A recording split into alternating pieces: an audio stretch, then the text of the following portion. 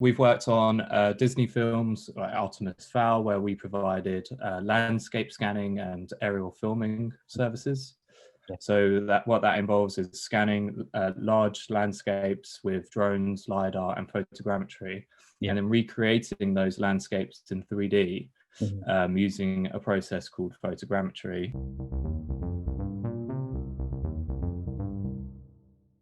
Hi, and welcome to the VFX Artist Podcast. For today's episode, I have Joseph Steele, co-founder of Visualskies Limited, a London-based company specializing in digitizing the world using drones and lidars for use in the VFX for film and commercials industry. During today's discussion, I'm looking to find out more about how Joe started his company, as well as his experiences dealing with big clients such as Disney, HBO, Netflix, and more. I hope you enjoyed the show.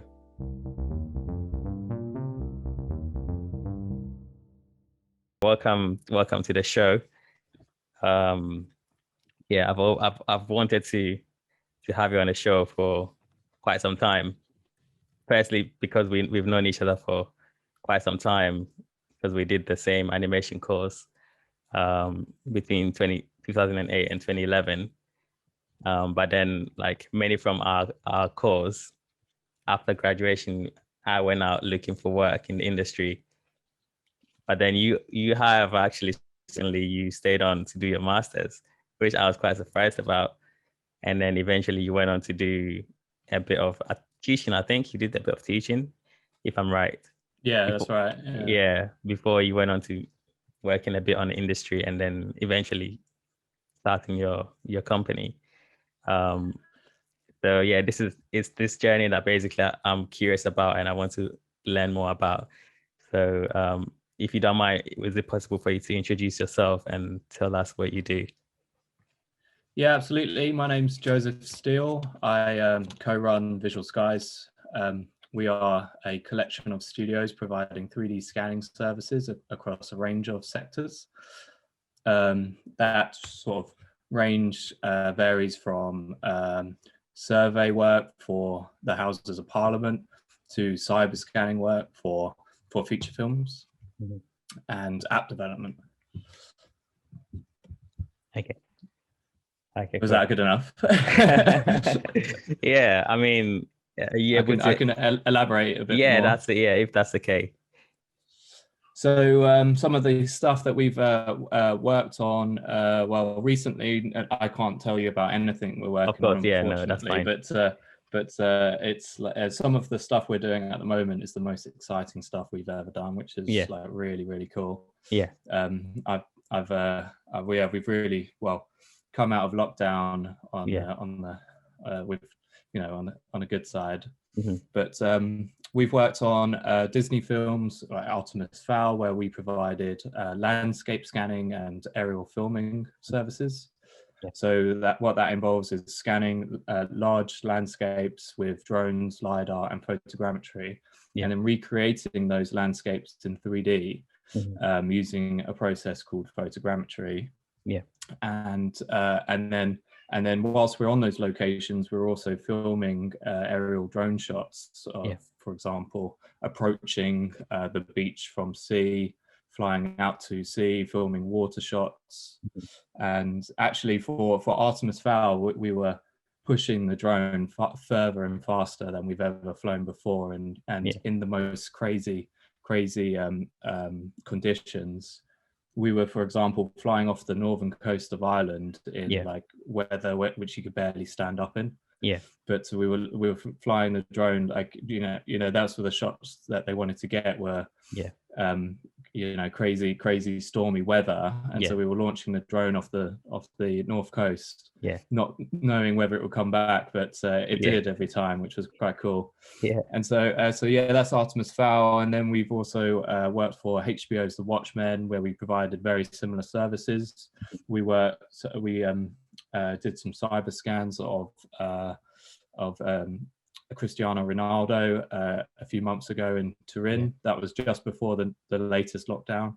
So we were able to travel with all of our equipment and get to Turin, which was really cool. And we've just done a lot of various different works, scanning with drones and LiDAR. But we've been running for about 6 years now. This will be our 6th year, which is really quite fantastic. We're doing really well. We've got our studios set up in Battersea. We're a 6-person team at the moment, which we scale up and scale down depending on what the job involves. The team consists of the 2 directors, myself and Ross Danmar, and then Duncan Lees, who is our LiDAR expert. We have Jandira Guasque, who processes a lot of our 3D data for us, and Lydia Fowler, who's our full-time 3D artist.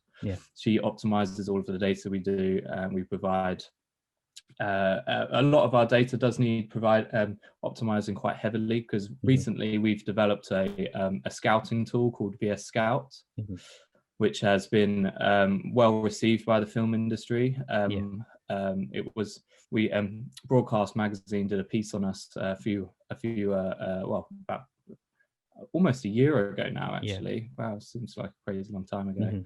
At the start of lockdown, they did a piece on our VS Scout, and we were nominated for the Broadcast Innovation Award for that. And that is being used on several productions, which I can't name at the moment.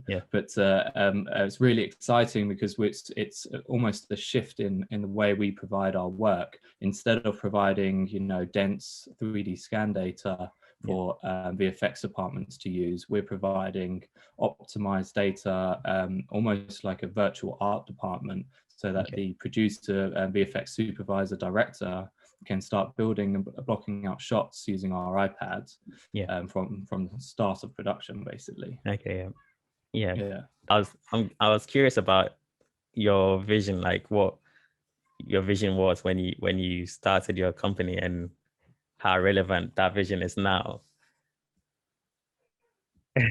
So sorry, someone was waving to me outside the window. Working from home. Dramas. So our vision when I started Visualskies was very much to develop a drone focused 3D scanning company. That was our vision. So provide high-end drone services across the film and TV sectors. That evolved a lot, especially recently during lockdown. We invested in our own cyber scanning rig, and a fully automated head scanning and body scanning rig.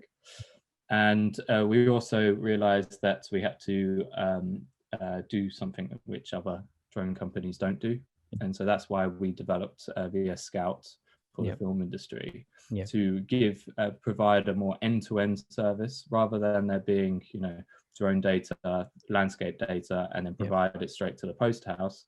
Now we're working at the early stages of production, providing visualization services, essentially. But that is all powered by what we originally sort of had in mind, using drones, LiDAR and photogrammetry. And so that's almost our tagline these days, is Visualskies Studios is powered by drones, photogrammetry and LiDAR. And we provide an end-to-end service, and that's essentially it in a nutshell. But it's definitely evolved along the way. When I started Visualskies, I started from just building my own drones and flying them in a field. I should probably rewind. I should probably rewind a little bit, go back a little bit further. But so you mentioned earlier that I stayed on to do a master's at university. And go on. Sorry. I was gonna ask, do you think doing your master's was a catalyst to starting Visualskies? Yeah, absolutely. I mean, for me, when we reached the end of our 3rd year of animation, I just finished a few months earlier. I'd finished a work experience role at Framestore. And what I realized was that I purely wasn't ready to get a job. I didn't know what the industry, what jobs were in the industry. I didn't know what I wanted to do. I knew about roto, I knew about animation, I knew about 3D. I just didn't know what my career path was. Mm-hmm. And so I really wanted to stay at university to focus my skills on one particular subject, and that turned out to be 3D. Mm-hmm. So whilst on that master's course in 3D, I met a few other guys and started learning stereoscopic 3D essentially. Mm-hmm. So filming with two cameras. Yeah. And that's what I based my thesis on, my dissertation on for my master's was, the future of 3D. Was it stereoscopic? Was it something else? And in the end, sort of like the outcome was, the future of 3D is 3D scanning. So having all assets in 3D, that's what I saw. Mm-hmm. Anyway, whilst on that course, I obviously was doing a lot of research, and I found a company called Time Slice Films who develop camera arrays. Well, actually, Tim McMillan was the original creator of the camera array, the Time Slice moment. And so whilst on that course, I reached out to them. I said, I've just seen some fantastic videos of yours. They're amazing. And I spoke to Callum, and he said, well, why don't you come to our studio in Wimbledon and come check them out? Yeah. And so I early on the master's course, I started working for those guys just on an internship basis, actually. So just wherever I could, and just getting my hands on and learning some stuff. And so that's what was the benefit of doing the master's course for me. Was just getting some industry experience. And the course leader, James Wren, was fantastic. He on every project we did, essentially, he brought in industry experts to teach us, how to use a stereoscopic camera, how setting up green screen and all of that, which was something I felt we lacked a little bit. Was on the animation course was industry experience, going to a studio, seeing how people actually do it, the real people doing the jobs. That's what I felt we were missing. But yeah, I guess it's sort of our own jobs to go out and do that sort of things by ourselves. But so from then on, I worked at Time Slice Films for about 4 years, straight after finishing my master's. I went and got a job with them full time, basically. And we did some incredible work. I don't know if you don't know much about Time Slice Films. They basically set up a camera arrays to film bullet time, matrix moment style shots. And so we would set up those cameras in, a linear sort of format to film, everything from golfers to, high-end feature film shots. And we went all over the world with that rig. It was incredible. We went from Thailand, France, Dubai. Setting up 100 cameras in the desert of Dubai was pretty special. And so what my role for them was I was lead sort of visual effects artist. I worked on the post-production pipeline, ingesting all of the image data and then turning that into a shot, essentially.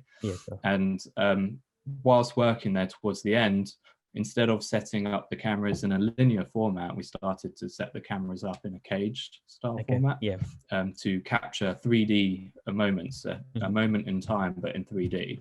So we, for example, would captured Andy Murray's winning serve, in 3D. So we had Andy Murray walk into the rig and do his serve as he does. I'm not a tennis expert, so I can't describe it very well. We had him in to do that. And so we were capturing moments in time, but instead of them being a moment in time, in a 2D format, it was a moment in time in 3D, which was really fascinating for me. So I started developing a post-production pipeline for that. And whilst doing that, there was people started talking about drones. I saw this one video of where somebody flew around the Houses of Parliament, Big Ben, with, you know, a drone they made, and the police walk up to them afterwards and say, what is that you've got there? And the drone pilot thought he was in trouble. But really, the policeman was just interested. He just wanted to see this toy that flew around Big Ben a second ago. And so I saw that video, and I was like, well, I've got to make my own. I've definitely got to make my own. And so then, obviously, in the evenings after work, I would be soldering wires together, motors together, building my own drones. And this was back in the day where you had to code the software onto the flight controller. So I was working in Arduino, changing ones to zeros and then testing it out in my kitchen. And then if it worked in my kitchen, I would take it out to the car park and I'd test it out in the car park. Living in London doesn't give you much places to test fly drones. And so I was literally test flying drones wherever I could. So like in my evenings, I was building and testing drones with the goal of going out and filming my own shots and going out and 3D scanning something with a drone, because I'd obviously been doing quite a lot of scanning people with cameras, but nothing like there wasn't much sort of many people scanning landscapes with a drone. Whereas a person moves, so you need a lot of cameras to scan a human because they move. You can't do it really very well with a single camera. A landscape stays still, and so you can move the drone, i.e. move the camera to capture the shots you need to build the photogrammetry. And so this was something I really wanted to test and develop in my own time. And so I just started doing that, and the first job I got, which was incredible doing this, was for the Kingsman. Kingsman The Golden Circle, and we were basically tasked with scanning a film set with a drone that I bought a few weeks before. I had my license and everything. I had been training and doing a lot for about a year now. It took me about 6 months to write the permission operations manual, which gives you permission to fly in the UK. And I had to handwrite that myself, because at the time there wasn't the companies providing you with templates at that time. And so I had to do everything by myself, which was, and just in my evenings I was still working a full-time job. And then the first job we did was for the Kingsman Golden Circle, scanning their set. And it was incredible. The result that came out was flawless. It was it was amazing.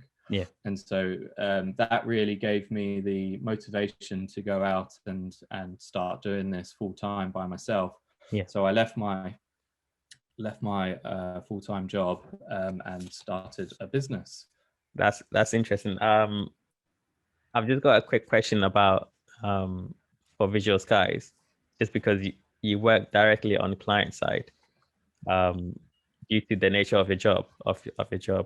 I'm just curious about how your first big contract came about, and how that's led to countless major contracts and projects.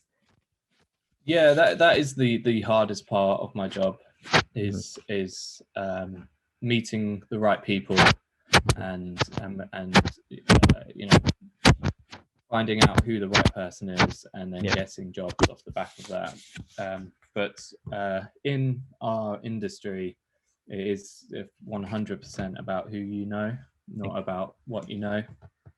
As long as you partly about what you know. These days you have to demonstrate what you are able to do technically, or you have to have proven yourself on a previous project. But it's all word of mouth these days. And so whilst at my previous job, TimeSlice, I met a 3D scanning expert called Duncan Lees, who had been working in the industry for about 20 years. And he introduced me to these jobs. So he got me on board as a drone scanning expert. which there weren't any at the time. So I guess I was an expert in that field at the time. Yeah. And then we started scanning things together. Yeah. And he works with us almost full time now, and we work on all projects together essentially. But yeah, it's totally about meeting the right people, and then talking to them about what you can do. Yeah. And then being employed by them essentially. Yeah, you know, talking to the VFX supervisors, the VFX producers about what services you have available and what you're able to do. Yeah. And then essentially they get in contact with you, and then that's it. Yeah.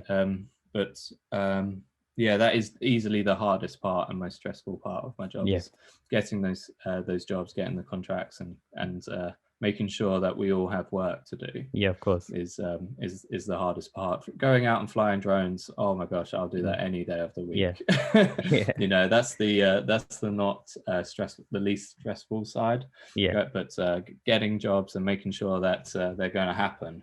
Yeah. And organizing everything, that's awful. There are occasions these days where because I co-run the company, Ross will have organized a job for that I will go and just assist them on. And so basically I've the only bit I have to do is turn up and fly a drone and then go home. And honestly, that is a good day. Yeah, of course. Yeah. I'll do that any day of the week. Yeah. Yeah. How long does a typical project last? Yeah, so they vary these days. They are very different. Usually, so we worked for National Geographic on 5 episodes of a series called Lost Cities with Albert Lin. So we were essentially drone surveyors trying to find findings in various different lost cities all around the world. And we did 5 projects for them, and each one of those projects we would have either been in the field for about 2 weeks and produced data on location, or we would have gone to the location for like 2 days, flew back and then processed the data and then delivered the data within 2 weeks. And that is typically our turnaround time on all projects. So if it's going to Scotland, scanning a landscape and then providing that data in Unreal Engine for an LED volume, that will typically be 2 weeks work. And so they're incredibly short turnaround projects. But that's the nature of our work. It has to be, because people need the data straight away. You know, they're waiting for you to provide your data before they can go and film in an LED volume. And so or they can do their work. And so they're always very, very tight. So that is changing a lot at the moment with our VS Scout service. But typically a job will last about 2 weeks, and that's going on location, filming, doing the photography, doing the LiDAR scanning, bringing the data back to the office, processing it, optimizing it, and delivering it within 2 weeks, which seems like a very small amount of time, but it is. You carry a lot of going on. responsibility. I mean, firstly from client expectations to as well as to managing very important data. So how do you manage that responsibility? Well, that's a tough question. It's not an easy one to answer. How do I manage the responsibility? You know, we've never ever let a client down ever. You know, we know exactly what we're doing, and we know how to secure our data. You know, we're Disney approved, we're Paramount approved, we're Netflix approved, and we're HBO approved. You know, we have to stick to our RAMs and our operations list. Oh, I forgot we are parliamentary approved as well. We're parliamentary surveyors essentially. So we have explicit access to fly drones and operate LiDAR scanners inside and outside the Houses of Parliament. And so how do I manage that responsibility? It's all about preparation and know your tools. Yeah. If you don't know your tools, if you're using something that you don't know, then you won't do it well. Yeah. You have to know your tools, and there's only one way of getting good at your craft is by doing it all the time, and by and that's what we pride ourselves on, is providing the best service possible. Yeah. And I never want to let a client down and provide bad data, bad quality footage. And so I do everything in my power to provide the best, whether that's from the best, buying the best equipment, or whether that's hiring the best staff. That we make sure that happens. Yeah, of course. Just curious about what differentiates you between what you do and someone that is specifically like an on-set data capture. Is there a big difference between? No, it's very similar, but the only thing that we do it's very similar in terms of what we do on set or on location. We will capture the same things they'll capture, the lighting references, the color charts, the HDRIs, all of that is very similar in that respect. Obviously, we also do the drone element and the Lidar element. But the thing that we do differently from the on-set data capture team is that we personally process the data ourselves, and we deliver it ourselves. And so that gives us an understanding of the entire process, the end-to-end service. Whereas an on-set data capture person will only capture the data. Somebody else will process it. And so that's the difference there. And so not only will we capture the data, we'll also deliver it in Unreal Engine. And optimize the data ourselves. And so it gives us a better understanding of what's required on set, and what the visual effects supervisor actually requires, as opposed to just capturing something without knowing much about it. Which obviously they do know stuff about, but we have a goal in mind, and that goal is to provide a realistic background. And they have a goal in mind, and that's to capture exactly what they've been asked to capture. So how competitive is your industry? And tough question. Very competitive. It's a really small world. That's what you find out. It's a really small world. I try and be as friendly and open to collaborating as possible. Some companies aren't. There's just so few companies doing what we do. So everyone knows everyone, even if they don't speak directly, they know everyone. And either their employees have worked for both other companies before, or they will work for other companies. And so it's a really small world. It is a growing world, and there are more people doing it, more hobbyists using iPads with Lidar and stuff like that. And so I'm sure we're going to see more companies coming out the woodwork soon. But it's very competitive. We quite often lose quite a lot of jobs to other 3D scanning companies that don't provide drone services, but then hire in another drone operator to fulfill that requirement. But I feel like that we sort of are different in a way that we provide this end-to-end service. We actually optimize the data ourselves, and can also provide the virtual scouting tools to view the data. So is it quite essential for someone to be quite technical to work in or manage a company like yours?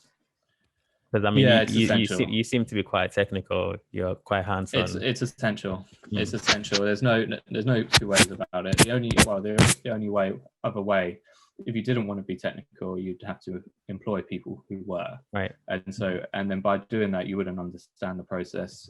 But just for example, you know, obviously we have offices and we have computers which are networked together. We have a server which is where the data is stored.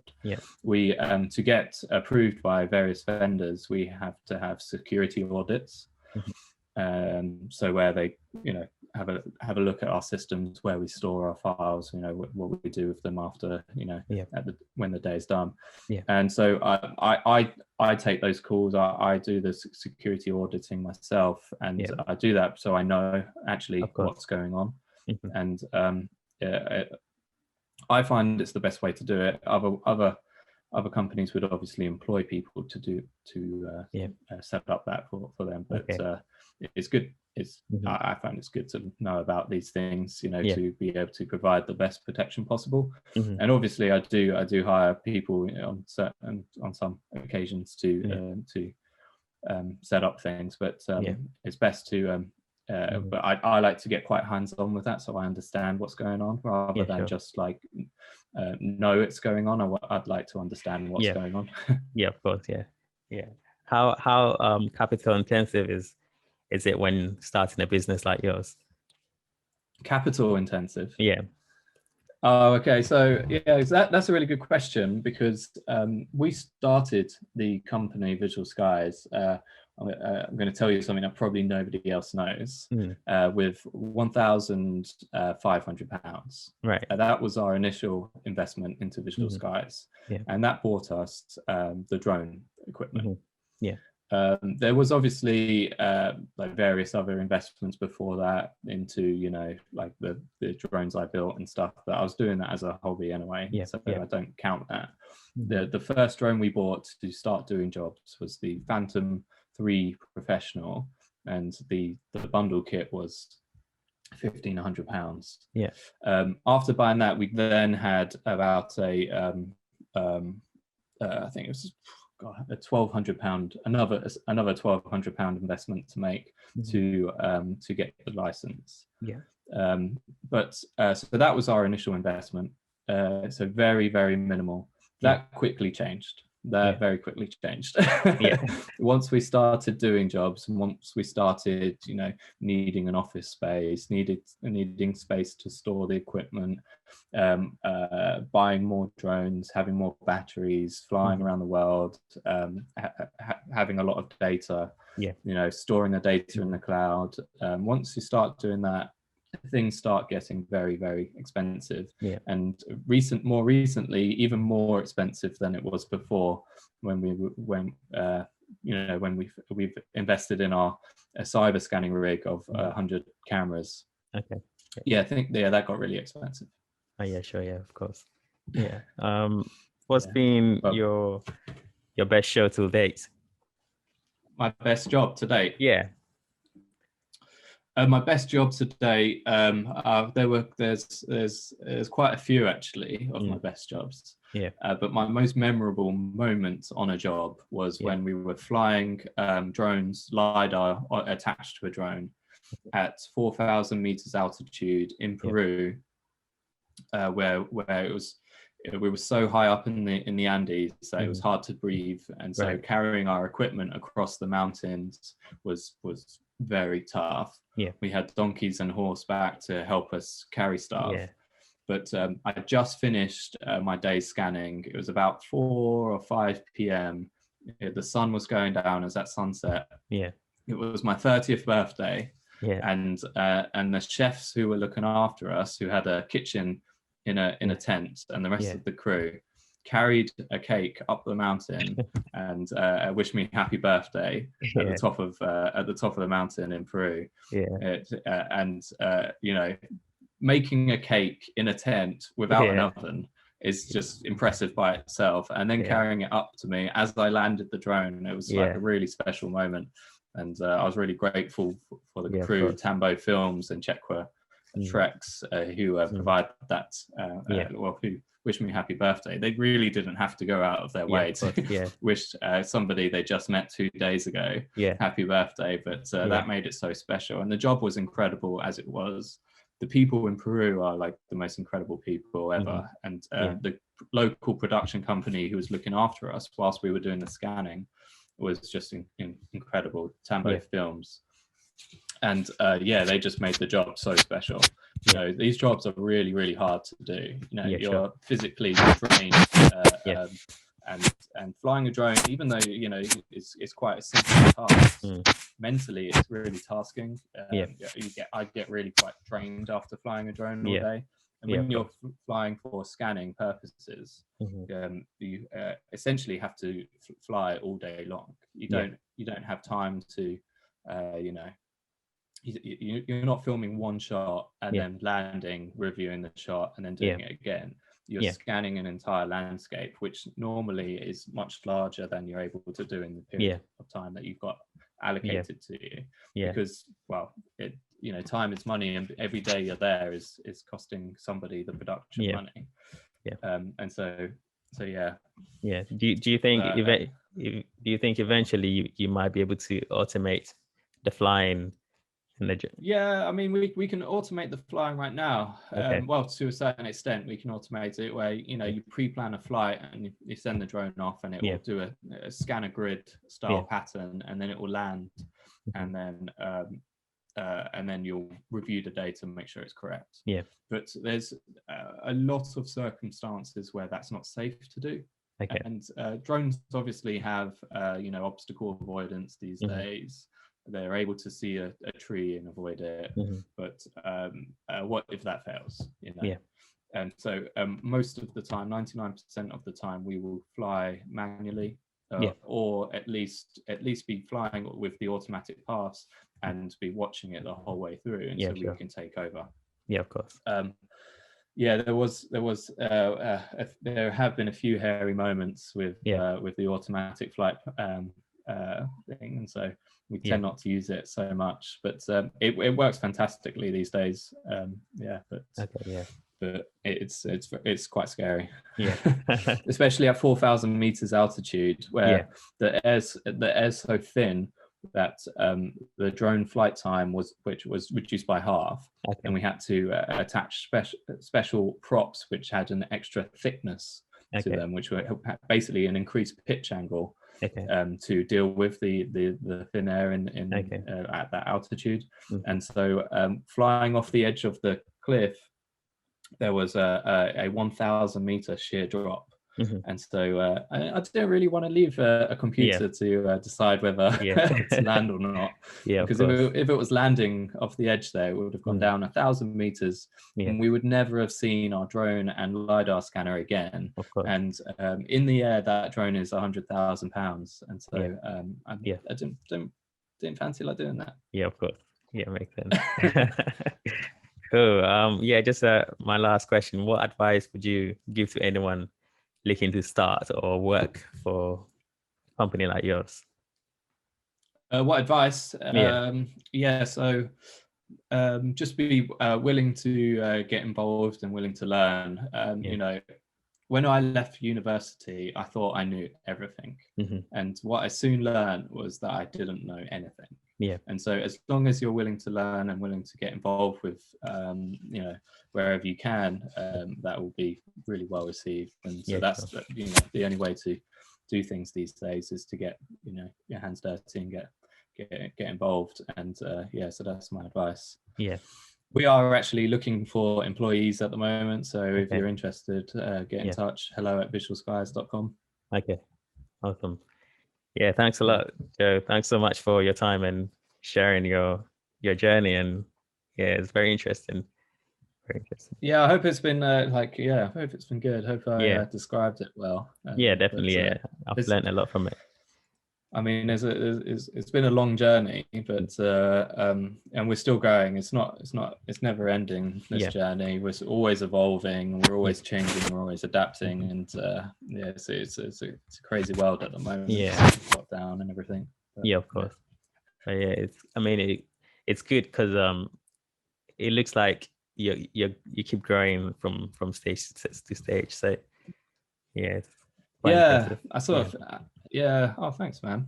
We are still. We're still growing. Like we're always adapting, always evolving. You know, it's yeah, it's been a crazy year. Yeah. We went from like at the start of the year we had 16 countries booked. Essentially, we were going to 16 different locations all over the world, from Ecuador, Somalia to Iceland, Canada, and we were basically booked for the whole year. And one by one, every single one of those jobs cancelled. And so very quickly we were sitting in our office like, what are we doing this year? And so we had to adapt pretty quickly, and that's like everybody did, right? But it's been like the best year we could ever have asked for, because it's been given us the opportunity to reflect, you know, on what our company actually is and evolve. And so that's exactly what we've done. And now at the end of, you know, at the end of the year, a full year has just passed. We're much stronger than we were this time last year. The technology we have available, and you know, just the team that we have built is now we're now able to produce much more content, much more faster, much better, honestly. So that's been great. Oh, that's amazing.